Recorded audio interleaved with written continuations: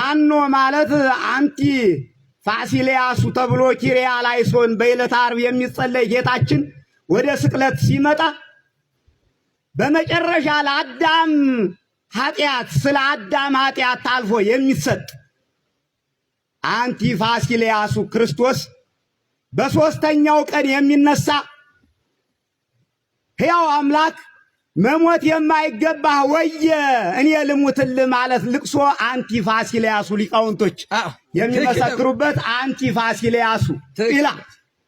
ነቢየ እግዚአብሔር ዳዊት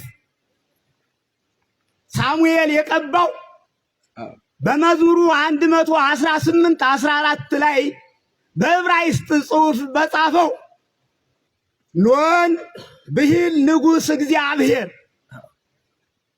ከዚህ ነው ፋኖ የሚወጣ አንቲ ፋሲሊያሱ ኖን ብሂል ንጉሥ እግዚአብሔር ኖን ማለት እግዚአብሔር የቀባው ዳዊት በመጨረሻ ለሰው ልጆች የሚመጣ ማለት ነው ይላል። በ118:14 ላይ እንድታነቡት ኖን ብሂል ንጉሥ እግዚአብሔር ኖን ማለት እግዚአብሔር የቀባው ንጉሥ ዳዊት ግርማ ሞገስ ያለው እንደ አንበሳ የሚያስፈራው እንደ አንበሳ የምታስፈሩ የተቀባችው ይሄን ማየቴ በጣም ደስተኛ ነኝ። ከእንግዲህ ብሞት እኔ ምንም ነገር የለኝም። ኖን ማይቶት ለእግርየ ሕግከ